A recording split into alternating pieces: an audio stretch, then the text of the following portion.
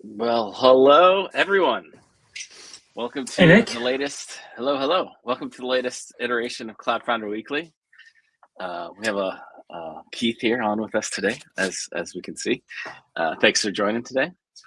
No problem. Good. Glad to be back. Yeah, and sorry for some of the slowdown in the cadence. We had some spring breaks. We had some other kind of just things catching up. So we're getting back into the swing after our spring breaks. And getting back, we're trying to. In this episode, we have a lot of. There's been like let's just say an endless amount of news happening in the AI scene, and that really kind of directly correlates to the app space, so to speak. So we'll be trying to do the best of covering some of that, some of the tidbits. We've got some projects that we've kind of been toying around with and working on. We can drive into as well. So that's kind of like the vibe for this show, and we can go from there. And then obviously, if you have questions, feel free to chime in on chat, and go from there. But I guess without further ado, Keith, do you have any pre-show banter? Any fun things Pre-show going banter. on? We can More only focus on the well, fun things. yeah, the fun. Yeah, the fun things. Yeah, There's a lot of maybe yeah, not so fun things happening right now in the world, but let's yeah. Ireland is making headlines at the moment of what's going on yeah. with these fuel protests are going on, and the country's coming to a standstill over it. Whoa. But anyway, on happier things. Yeah, it was kind of something you mentioned before about your kids and coding. Mm-hmm. And I don't know what I've started. Oh my god, my kids. Yeah. Tell me So more. there's the saying. What is it? What's the saying? Something like, is it? The only limitation is your imagination. It's tokens. That's the limitation now. Tokens are the limitation. Yeah, got the kids because they know Scratch. So my kids are 9 and 10. They do a bit of Scratch coding. So I got them going then on Claude. Oh yeah, and yeah, Pro. They burn through Pro quite fast. Yep. But they're, I suppose you got to feed it too, like their imagination and such cool things they're coming up with. But yeah, tokens. Oh my god, chewing through tokens.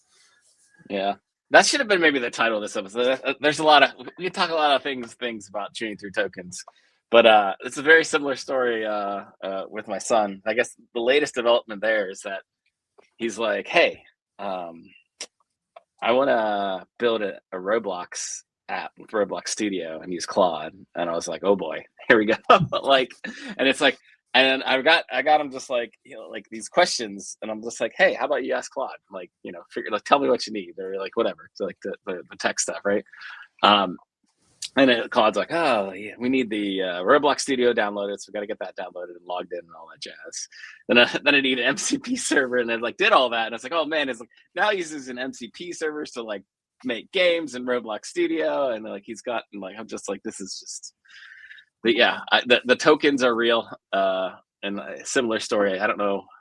He's on the is Pro the $100 a month plan? I don't even know. No, I think Pro's $20. I think is it? Okay, yeah, 20, and then I don't know. He's Max, 20 didn't last long. Yeah.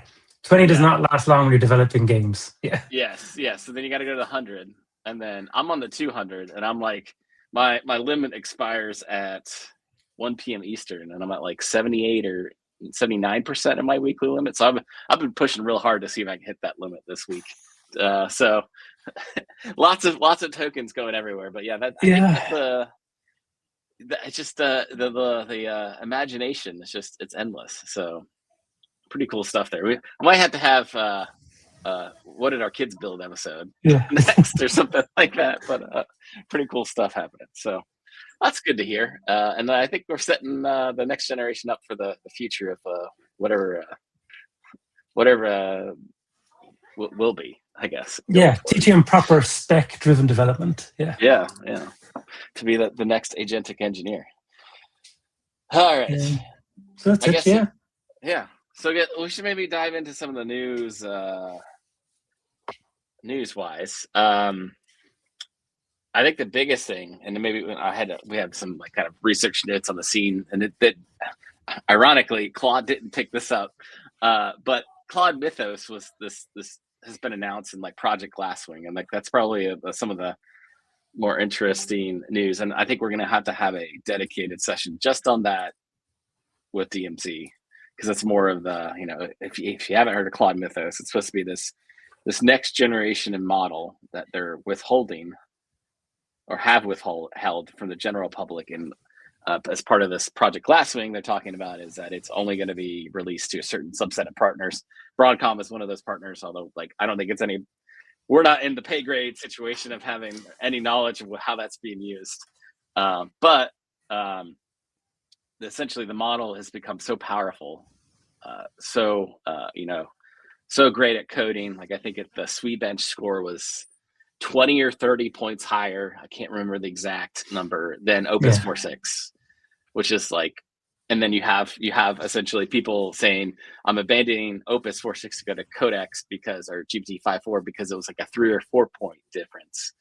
What does a 30 point or 20 or 30 point difference mean on the TanzuBench in terms of like vibes, right? So, and I guess they're withholding this because they made a great coding model, but then they also made like, well, this is extremely good at cybersecurity. And if something's really good at cybersecurity, it can also be really good at bad acting, hacking, what cybersecurity is trying to protect against. So that's why they're not potentially releasing it to the general public and only making it available to certain kind of partners and enterprise customers and get a preview. So interesting to see where that's going to go on. There's some tidbits of that's the thing. We don't know if they're true or not, but there's some tidbits of information being leaked out of things it already has done. Yeah, if it's true, it's Skynet the stuff. Yeah. Oh yeah. If Nicky was here, and he and I guess on Nicky, he's got a lot of stuff going on in April, so we'll have to get synced back in, and we'll probably have to if we do a dedicated DMZ session, we're gonna get in line with Nicky's schedule too, because the Skynet, the terror, the everything is like, everybody go patch all your things and update all your 2 factors and create your secret codes with your family, because who knows what's going to happen in the next month or so in terms of like, yes, Anthropic has withheld this model. Will OpenAI is rumored to have something similar, codename Spud. Like the essentially, and there's another rumor that these were the first set of models trained on all Blackwell hardware. So if essentially the jump step of operation of intelligence is based on just purely training on all Blackwell based hardware, well, the other labs will catch up quite soon too. So wild times in terms of the leap in intelligence, but I think makes our jobs even more interesting, so to speak, and trying to keep up with that. Yeah, like it's that weird thing. I'm using models to try and keep up with the models. It's like endless models, like tokens. Again, we're out of tokens. Everyone is out of tokens. Need more tokens. That was a Black Mirror episode, wasn't it? More tokens. Yeah. Well, I'm afraid to watch the old episodes of Black Mirror to see how similar things are. Like, oh God, like they knew what's happening. And I guess also on a more comical note, the Silicon Valley show just continues to prove so close to reality here. And I guess with that topic, I'll bring in the next news is the TurboQuant, and talking about middle compression, and there's a lot of memes about Silicon Valley and their compression Pied Piper algorithm with Google's release of the TurboQuant paper, which is starting to release in the models, but essentially is an extremely effective quantization model of KV caches and things for models to help really reduce the amount. Because like KV caches can, especially at higher context, can need a lot of memory on systems, like well more than potential the weights. So it's really interesting to see that come out. I feel like that's been out in the last week or two. Obviously, the inference engines have PRs in there to pick them up. I don't think BLM has picked it up yet or not, but we're starting to see some early results where, models have been turbo quanted per se, and, really shrinking down the threshold to get to intelligence. Maybe it's more appropriate on the local intelligence scene on your local device, but be really interesting to see, especially, for my lab, we can get when VLM supports TurboQuant, and we can get some of that KV cache. Because as you sort of run some of these models of higher context, you're like, oh, I want to set this to 256K context. And yeah, oh, that's definitely interesting to see be hard, the actual performance. Yeah, because there's always paper numbers, and there's always real numbers. Yeah. Yep, and then and can it really do that without with basically no or negligible loss in quality? So interesting news around there. We'll definitely need to keep an eye out there and see what's happening. Anything to get the memory prices down, anyway. Yeah, well, that was like, oh, and then like that was announced, and like, oh, memory prices cratered overnight. And I was like, yeah, I think someone's gonna buy any kind of gap in memory right there. Oh yeah. There's a headline-driven market. Yeah. If anybody has any cheap memory, I'll buy some. How about that? We'll see if that impacts the overall DRAM pricing, but I don't think it has, and I everything I think is just going to lead to more and more consumption. As you get these more and more powerful models, they just consume more and more tokens, and even like the Mythos pricing was like, I think I don't have the exact numbers, but I think when I was listening, it was like 10x the cost of like 5.4 token cost. Okay. So like input output token. So it would be, maybe we'll get to more of these. We're going to be more in the realm of like a multiple model work stream. We have like the ultra model do like the planning and review, and then you have that you kind of delegate down to the lower models for the execution. I don't know. We'll have to see. It's a good practice, though. Depending, like we work in a company where better models cost more, and many colleagues are in companies where it really forces you to do better pre-work on a lower cost model. So it's I suppose it's a forcing function to work more efficiently too. Adopt better practices rather than just I'll just throw it all in. Sure, it's not my money. But it's like everything goes to Opus 4.6, 1 million token. So it's good that way as well. Force people to adopt better practices. And you can see the time it saves, because context windows are only so big. So if you keep iterating on your spec, absolutely. Yeah, so I think, I guess on that note too, we'll see, and if you don't know, right, like the majority of so you get your consumer grade subscriptions from like OpenAI or Anthropic or whatever, or I guess even Google, right? Those are essentially like loss leading type subscriptions to get enterprise clients, and then the enterprise clients to all these subscribers or providers pay per API token. So if you have a Claude enterprise account, that's not a $200 a month subscription that's based on some sliding window of usage. It's per token based still too. So that's where these big model companies are going. So obviously anything I think you could do to adopt a practice of I don't know, using the best model where it fits. Like, don't ask your silly question to the model that costs, Yeah, and then that's even good tokens for your research. Like, if you have the main workhorse doing that, but you have other agents doing, you can skill it up for use this type of model for this type of agent work. So again, just be more efficient with the power of these tools. As you say, a lot of these are loss leading. It's they're like they're drug dealers. They want to get you hooked and then charge you more. Yeah. So I guess, and then I think that even is going to put it more and more of a precipice. So we've had big news in the big AI labs, but Google's kind of surprised launch for me. I think I was on. Was it last week? Yeah. So last week I was officially out on vacation, and I was, went to the Disney World again with the kids, and sitting in line, like, Gemma 4, really? Oh. So big model release from Google last week, Gemma 4.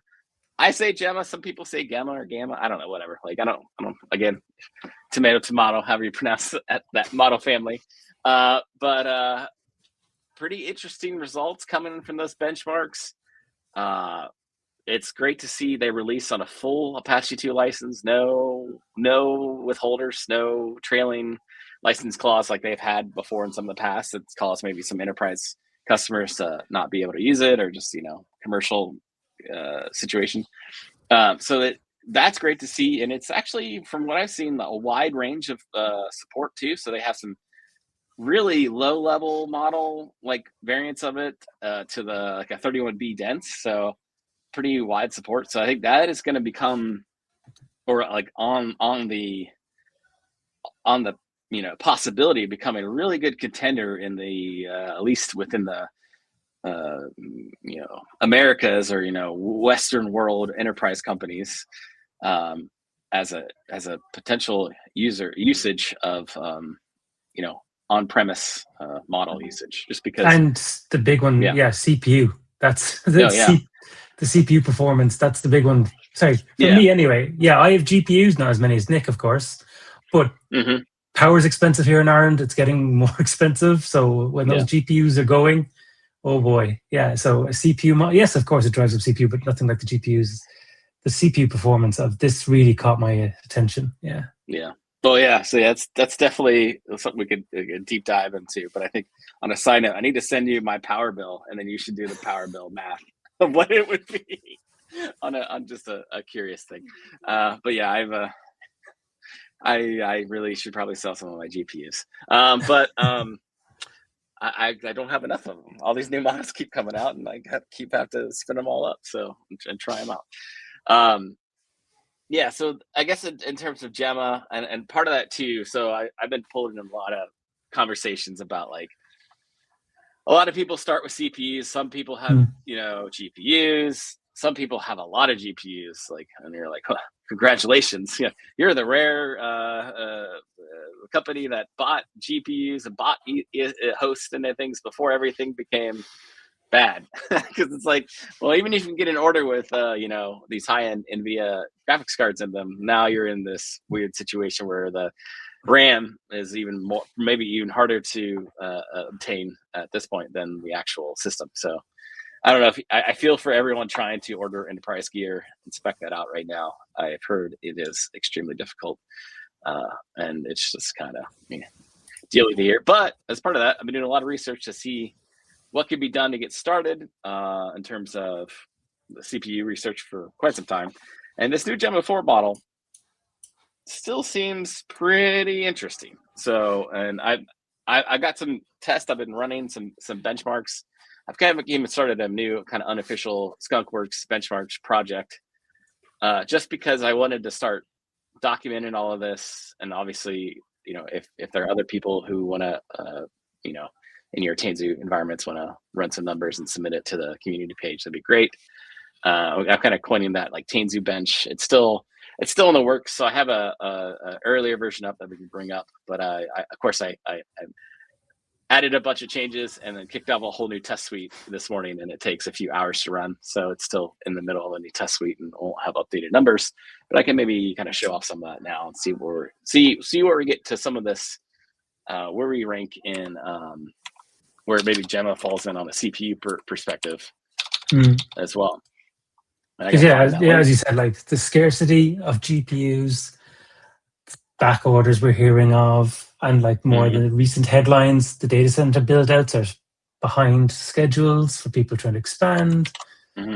Means supply and demand. You see these neo clouds getting more attention because they've already built out. They've changed from bit miners into now providers to enterprises. Hey, we can make a lot more money leasing these out as AI GPUs than trying to mine Bitcoin on them. So it's this great pivot for those guys. The demand is real, and the supply is just not there. Yeah. All right. Let me. That's why the CPU based is very interesting. Yeah, because sometimes it's good enough is good enough. It mightn't be that high percentile, but if it's close enough, it could be just good enough for the price point. Yeah, I am clearing out one of my windows so I can make it on a stream-friendly window in terms of monitor size. But we'll start talking through that and then go from there. All right, so let's get my screen share. That could be a topic. I know Dan kind of mentioned it. He might write a blog post, but we could have a discussion on another thing of AI forward. How you could everyday tasks we do, in our team and beyond it is AI centric. Could what we're being asked to do or trying to do or hack on could be done with AI? Like, I suppose that's our first place we all go to on our team is, could we do this with AI rather than doing our habit ways of doing stuff? Yeah. Well, I find myself more and more doing some of that, because even like with this project in general, I used to install these models and try to do some testing and things, and I built a couple apps, and I'm like, oh, this feels good, but I'm like, this is just too the churn, all the different variants of all the different models. New models come out, like CPU, GPU. I'm like, oh boy, that's just I need to automate this. So then I just had my friendly agent help me out and start writing some things, and we just been iterated over the past couple of days. And then this is kind of an older version, so there are some caveats with the numbers, but it's starting to get a good comparison where I'm doing VLM, Llama, GPU, CPU, and I've got some composite scores that I wanted to do a lot more than just a simple because I've got that Llama chat app that it'll start doing the speed testing and everything. You can say hello and okay, start asking questions, but it's okay, well that's great for chat, but then these models are well past that, and can you actually use these CPU models for some type of agentic use case other than just a chat app? Because even in some of these early testing, it's all right, we made these 10 tests, and the model's saturated because every model gets them all right. So it's we need to make harder tests, and we need to iterate because it's hey, first result, everything's 100. And they're well, I know that's not right. So we need to do some things, and these numbers will be a little bit changed here too. But let's look at Gemma 4B. And I think the token number per second is a little could use some work here, but I want to go back. I didn't mean to go back here. So, and some of this too, this is still a workout in progress. I've got a whole new test suite coming in here. But if we look at, we always had this leaderboard that's coming across here that you can filter CPU, GPU, VLM or Llama, and then tokens per second or composite, that type of thing. And then we have a full judge or core setting. So some of this too is then using another model to judge output or responses of the actual models themselves, because we start talking about write code and then do this, here's all these prompts, and then it cycles through, and then you have to have a grader model to be well, that's no, yay or nay, that type of thing. So that's kind of where we're at here. But let's just go back to all and composite. So obviously I think these numbers are close, and if we look at Quen 3.5, 27B, Gemma 4, 31B, so the both dense models and GPT-OSS 120B, they're all kind of scoring really similarly. And I think I need to continue to advance the test suite, because I think this benchmark is saturated by them, right? Because I know, for instance, Quen 3.5 27B is a lot better, personally, using it for OpenClaw than OSS 120B. So we're still working on that, but this is just some high level checks, and then again, this is probably a day old version of this variant. But you using there's a lot of knobs and switches you can tune on these. Is it iterating on trying out of the box? Okay, then can we go performance tuning? Is this doing that for you, or what level of intelligence does it have? So it's not.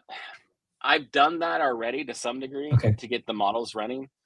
I have some plans to add some additional the flags of because there's a lot of the knobs depend on what hardware you're running. If you have GPUs, what generation, right? Because that's gonna the generation will determine what quant level you have. So if you so I have a bunch of Ampere based GPUs, 3090s.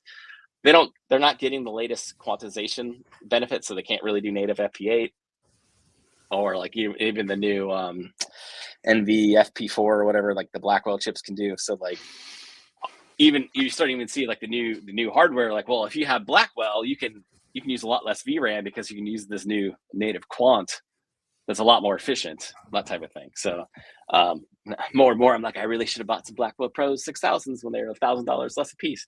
But I keep eyeing those. So I'm like, I need some better GPUs, Keith. But maybe I trade like an 8-to-1 or a 3090s to 1 Blackwell Pro 6000. Maybe that'll work out. But that's kind of the logic there. But if we'll drill into the Quen as well here. So okay. We have these different kind of, categories. So basic, tool, structured output. So even this run, like the judge, like wasn't run on this for some reason, didn't get configured, so it skipped it. Coding, debugging, long text, instruction file ops, multi-turn writing, yada yada yada. So it's starting to score in these categories, and we can drill down to individual tests, like what's the boiling point of water, capital of France, 15 times 23. So that's like is this model alive? Like tool use, like I'm sorry, did I miss it at the start? Is this off an international standard, or what others are using, or? This was just like, hey, I want to build a test suite. Like, what Okay. are good tests? And I don't know. And yeah, this is just what me and my agent came up with. It's not based on any kind of official AI benchmark out there yet, as I know of. I was just, and maybe that's good feedback of like, let's take a quick peek at some of these other benchmarks and see what we can weave into the project, right? But it's just more of a like, hey, like I just wanted to. The preface was like, we have GPUs and CPU models. Like I want to know like what the CPU models can really do, right? Because we have CPU models that you could put in the chat window, and they'll be fast enough even on my old like Cascade Lake gear, right? So. And then obviously, if you have newer hardware, like anything with Intel AMX extensions like DDR5, they'll be double or maybe 2.5 times faster than my hardware. So that's another point too, where I want to start collecting different data points on different hardware and see what we can get. Yeah, because what's the one we used? It was used for years for gaming. Port Royale, wasn't it? Was that the? Oh yeah, Yeah. That was kind of everyone's go-to, you first, after building your rig, you'd run that to see how it before. What was it 3D Mark, wasn't it? That was 3D Mark sounds about right. Yeah. So you can see we have all these random different tests to run. Like, and this is probably some just generic stuff that we picked up off the web in terms of things. But Haiku, writing a Python function, write a CSV file, reasoning, multi-hop. Right, that type of thing. Writing, research, and some agentic test where writing CLI, fixing code, and that type of thing too. Where in the agentic test, if we flip over here, then I started wiring in some actual agent harnesses here, where it's like let's use open code, let's use Aider, which are two kind of test harnesses as well. I want to wire Goose in here too because I just haven't done that yet. And some code as well. So scoring, because like those would be like, what would be a good test harness? Like, let's get out of the like randomly curl and like let's hook one of these things up and see. I'm trying to help weed out like, can these CPU models really, hold up to this, or is this where they fall over? That type of thing. And like, where's the balance of CPU, GPU? What can you do realistically? That type of thing. I've got some engine config in here too, but I want to add that more to like maybe more what's in the model. This is just some stuff that got pulled in the notes, and here's some more tests, that type of thing. And the timing on that, the tokens used, which is another thing too. When I started doing this, I never like you're like time to first tokens per second, but it was more interesting. Is like, well, tokens used and like token input, like token, like and like reasoning, the two are like efficiency there. It's like, well, these models are like the latest Quen 3.5 models are not so great on CPU unless you tell them to do no think, because you do like they default to reasoning, and it's like this model spent 3 minutes like and like 1,000 tokens reasoning about your hello question. And it's like, well, that's not great CPU experience. Like, you don't want it to think, you don't want it to move on. And even if you're like using Qwen 3.5 in on OpenClaw, you want it to like disable the thinking, because it's just like we don't the reasoning flag is there for a reason, and a lot of things you don't want to necessarily have it just sit and think there, especially because like, I mean, maybe this is just a general, like if you're using something that's per token billing, that's another trick that maybe if you don't need a long reasoning loop on, you're going to save some money there and not have that just burn tokens doing nothing essentially for you. So that's kind of where we're at. Uncover, I suppose, like from years of doing hardware performance testing, you're only as fast as your slowest component usually. Like, has it uncovered where potential bottlenecks are for you in places you didn't expect, like even the software stack or the hardware stack? Not yet. I'm sure it will, or it probably has, and I just haven't picked up on it yet. Yeah. Some of the things too were like the changes I pushed through this morning that are still cooking. So like if we look in, right, so we have the top 4 here. So it's saying the Gemma 4B, Gemma 4, the E4B, which is like the efficient one. It's like the MOE version of it. Yeah. It's like, it's a 0.85, and OSS 120B is a 0.91. I was like, I really want to root for the CPU here, but I feel like no, right? There's some data points missing here. And if you look at the agent comparison, well, maybe it did do that, but there are some runs, right? And maybe this is like adequate, but no, I see there are some things that skipped, I think. But I'll get some more numbers here. On the side of this model is performing really good, and this is like if we had to say like, what do you run on CPU? This Gemma 4, the efficient 4B one, seems like a pretty good situation to try out on, at least to get started, and that'll kind of get you in that Gemma 4 family. And the 31B variant you don't have to have a whole lot of GPUs to run it either. There are some variants too of the testing where it's like, all right, like I was even running in the 31B dense on CPUs, and I had to add some logic, and it's like, yes, that model will come back correctly, but it's going to take 45 minutes. I was like, you should probably set a timer to like on these individual task run, like set a overall test suite timer and start timing out, like start grading the models poorly there. But like if the model, like if a task takes 30 minutes to run, no, like we got to kill it and fail it out first. Like I don't care if it could run it, but on that hardware stack, there's no point to run that. No one's going to be like, yep, I'm going to sit there and wait for it to say hello world 30 minutes, right? Like, or I'm going to let that, even in like the kind of batch processing, it's got to be your tooling stack. If you have it in like running in behind, in some type of like application centric thing where it's hosted on something, you're going to get, one of your load balancers or time, like it's going to get a timeout. Like you're gonna have problems, right?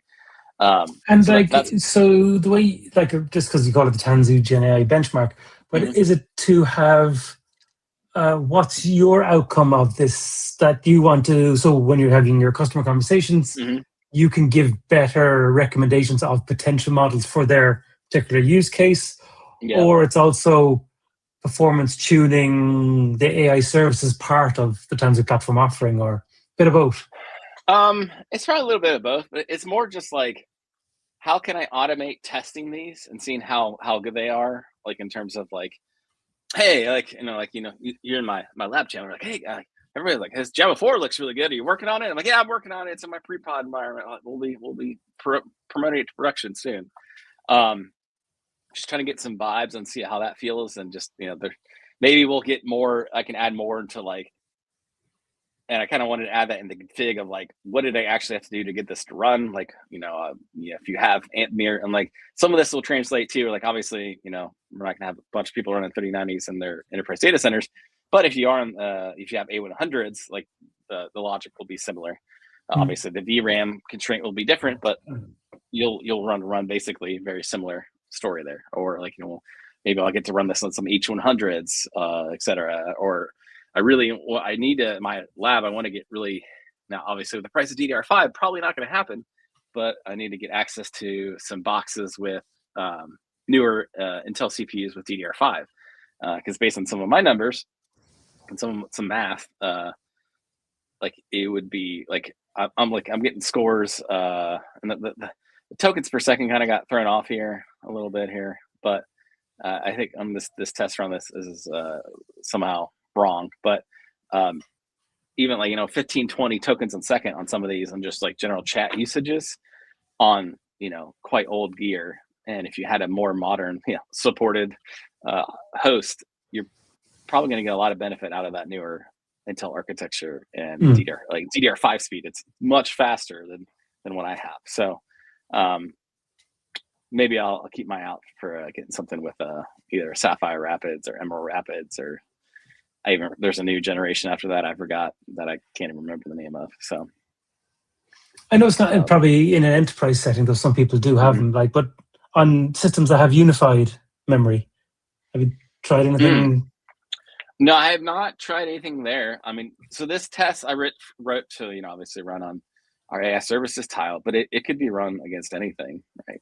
You would just kind of repoint it at, like, if you wanted to run it on a local model, like, or we could, somebody, if you wanted to hook up your crazy, if you have an M3 MacBook Ultra Studio thing that has 512 gigs of unified memory, like, you could potentially, have the AI tile proxy to that via the third-party open, the generic OpenAI integration. And that may be a really interesting use case too, because in a past life, I've had to, rack and then stack install Mac trash can at servers because of the whole, Mac license thing. And I know there are a lot of data center grade Mac mini things for the Mac build harnesses and things, the Mac hardware is a really compelling story, right? Especially, with the unified memory and their ARM, the M series architecture, the chips and everything.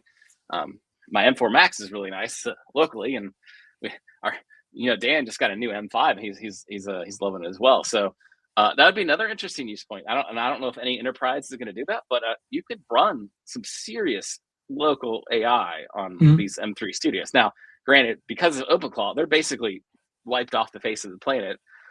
At least in my neck of the woods, the only Mac mini you can buy is the cheapest M4 16 gig.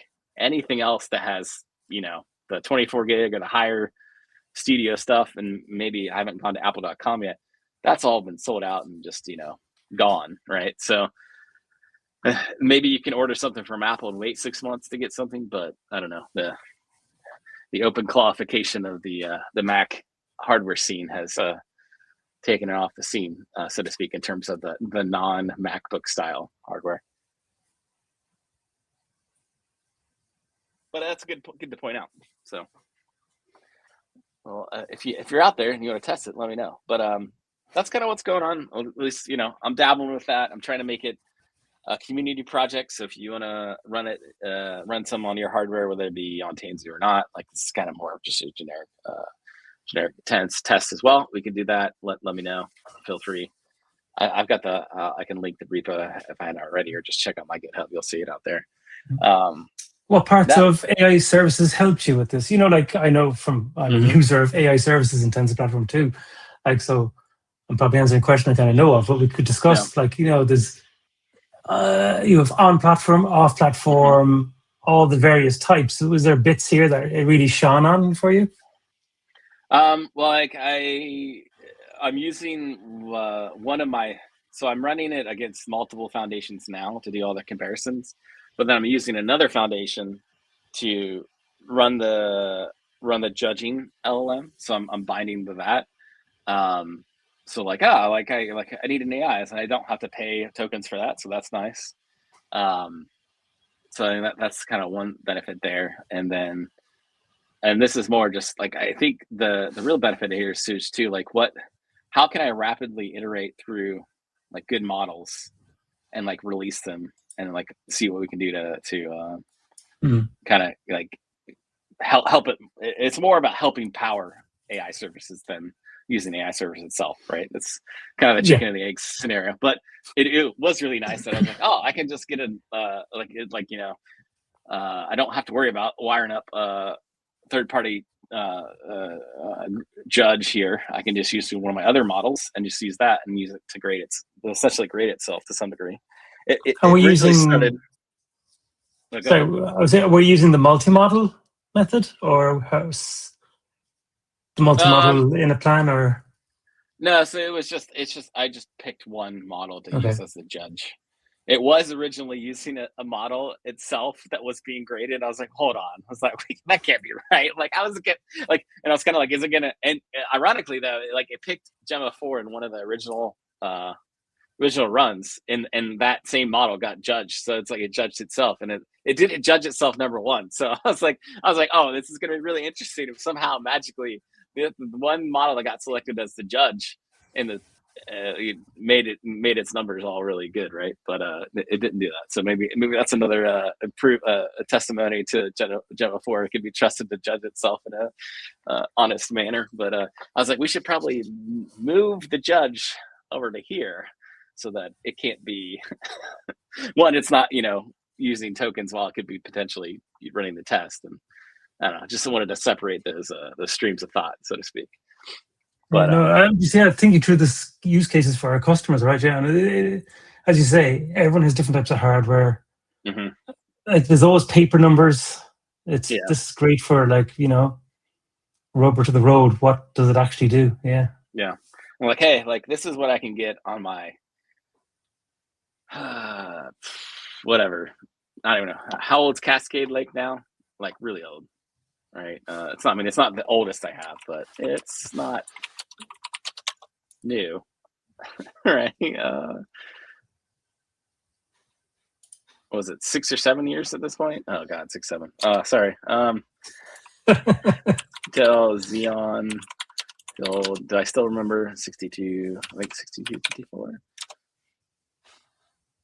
8, yeah. All right, I've memorized that. So this processor was released in 2019. It's discontinued and end of service as of last year of June 30th, 2025. So it's not ancient like some of my HPZ 440s, but it's well out of the life cycle, so to speak. So what, 2019 to 2026. So yeah, multiple generations old. If you're on newer gear, if you got gear with DDR5, Intel, AMD, whatever, you're gonna have a much better time than what this has. And this is starting to prove some pretty interesting results. So yeah, that's kind of what's at. I'll be hosting the benchmark up, somewhere, and then it's on my repo. If you want to contribute, let me know. If you have a massive amount of hardware and you want to help contribute, I'm also curious. So some of this is just like, hey, it's got to be community driven because nobody has enough hardware to run every possible permutation of this test, and kind of want it just to have to be like a community leaderboard to help, like as people come in, like, hey, like what works good on CPUs, because I need to validate this before I can spend a few $1 million or more. Is there that type of thing? There's no hard dependency on Tanzu platform to run this, is there? I don't believe so. So yeah, if you want to run this on whatever, you can, and maybe I'll make a community. I'll make that more clear too in the docs or in the guide. Like yeah, if you got an M3 Studio at home and you want to run this as just a generic bench and provide some results, we can do that as well. So, but yeah, people still can get access as well to Tanzu. Like there's still a what is it, 60 or 90-day trial? So yeah, it's not. Yeah. Obviously, yeah, we'd love you to check out Tanzu platform and give it a go. But yeah, so that's I guess another news too. So we've got a few more minutes left. I did want to talk about too. A lot of us use Goose Agent, and like the Goose. I don't know. I guess it's Goose Agent. Like the Corby has covered it on a previous show. We've talked about it a few other times. Let's bring this over here. Of course, full screen Mac. Come on, killing me. Well, can't drag and drop apparently.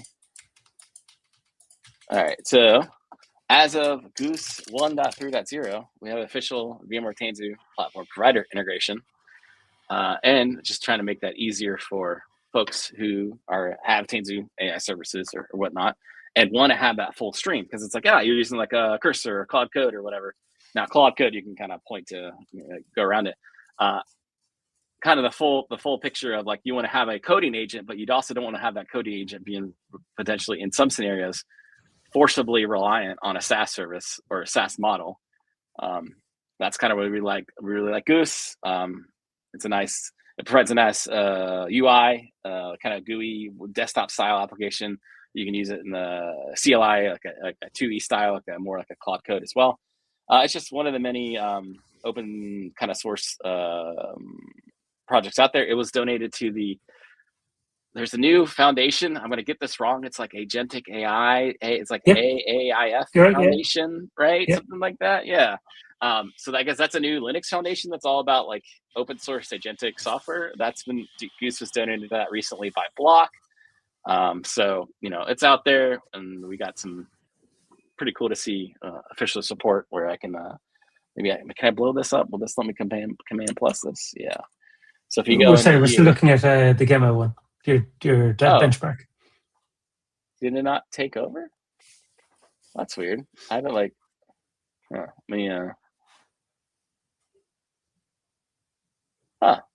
Still the benchmark, yeah. Well, this is like frozen. Interesting. Because like on my screen, I must have just shared the actual Chrome window. My bad. One moment.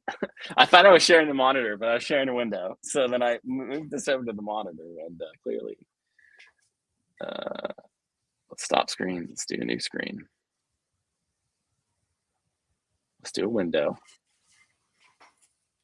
No, entire screen. That's where I went wrong. Let's just do window. That worked out well. How about that? That'll be even better. This is why I can't computer today, Keith. It's Friday. Yeah, or Thursday. Friday. Okay. Yeah, hello. If Nick's here. Hello. Foundry. Weekly.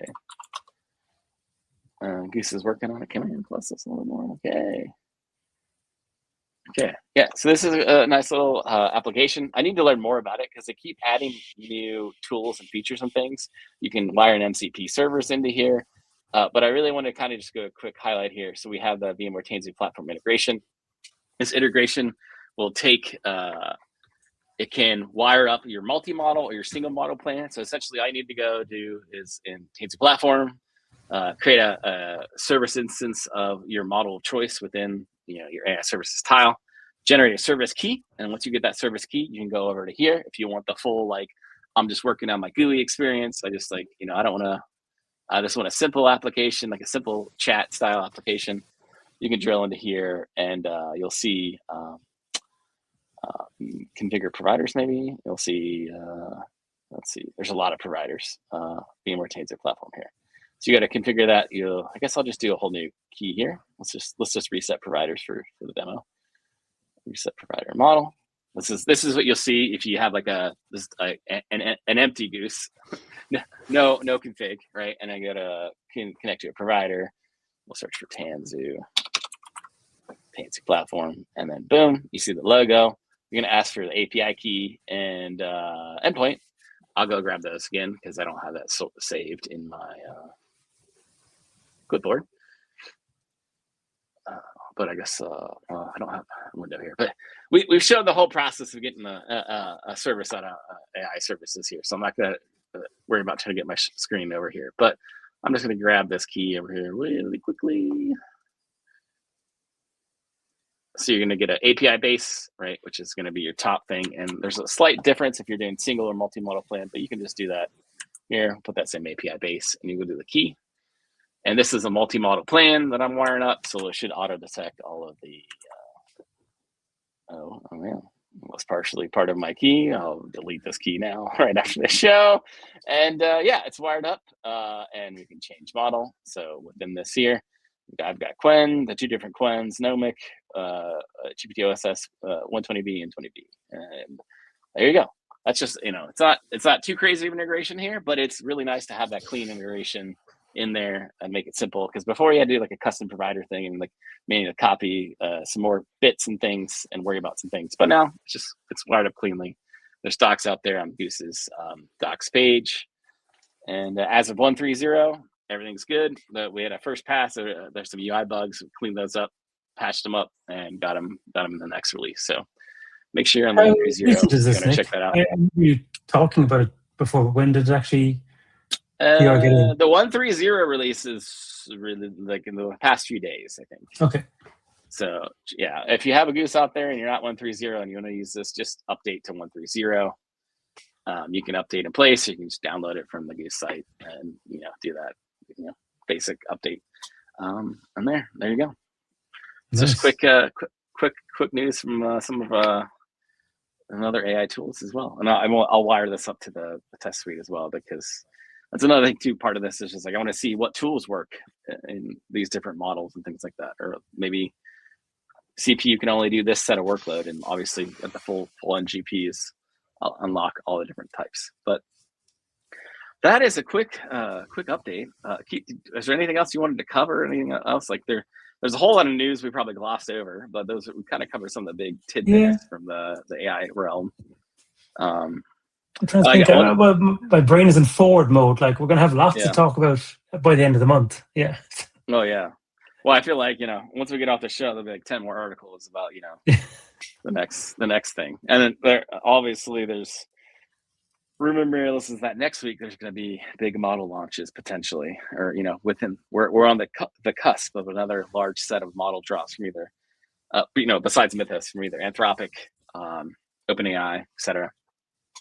Again, props to Google for dropping a really strong Apache 2 model out there for everyone. It's scoring pretty well, and I think everyone's liking it. It's also multimodal too, which is nice. And got a decent context window. Also, I guess one more on model news. Looks like Meta's back in the game. Yeah, I was just about to say. Yeah. Yeah. So read that this week. What was it called? What did they call it? Muse, I think. Oh. I have in my notes. I can try to find my notes. But yeah, they're going from Llama to Muse family. Muse Spark. Yeah. Muse Spark. Okay. Yeah. So it's hosted on their, like, a hosted model right now, but I guess apparently they're potentially talking about open sourcing a version of it. So interesting. And it's some pretty competitive numbers on their hosted version. There's a lot of rumors about all the talent acquisition Zuckerberg did to get all these AI engineers, and all the kind of shakeup and turmoil in Facebook's AI engineering teams over the past year. Kind of made Llama slow down a bit, and there hasn't really been a huge, like, Llama 4 is kind of not as exciting as people were hoping. Maybe they can get back in the game with Muse and get back into the story. We'll see. But it's something to keep an eye on as well. All right, and then we'll have to keep in touch with what our kids build next too. Maybe that's like a show and tell. Yeah, show and tell. Yeah.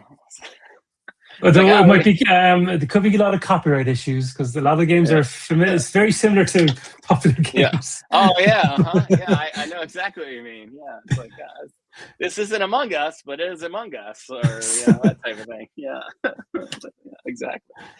Oh man. Well, without further ado, I guess we'll wrap up. There's no open commentary. Everyone who's watching, I appreciate you watching. I'll get back more into the. We need to get back more into regular cadence here. We've gotten past the spring breaks and things. So, if you have show ideas, if you want to come on the show, let us know. Obviously, cloudfoundryweekly.com. Subscribe. I need to get the podcast updated as well. They're trailing a bit. I apologize about that. I need to get an AI to automate. That is like the one task I do not like, where I have to like copy and paste, drag and edit. I'm like, I need to automate that life cycle, so I don't have to do it. And it's just like, we post the show and it's just like, whoop, it shows up in Transistor. So maybe I'll work on that flow, and we can talk about that next show too as well. But well, that's kind of yeah. We can show some of the new Cloud Foundry goodness that's coming soon. Yeah. There's gonna be we have a lot of pending content, let's say, in the near future, but we're not quite ready to share because things haven't been released. But yeah, we'll just releases are happening soon, so bear with us as we get. There's gonna be a deluge of content as well, but can't quite talk about it yet. So stay tuned. Right. All right, Keith. Well, thanks for joining. Thanks for watching, everyone. I'll let you get on to your Friday evening and afternoon. And like always, thanks for being on the show. No problem. Thank you. And we'll do we'll sign off here. I'll take off my screen. We'll do our CF5. So 3, 2, 1. CF5. CF5.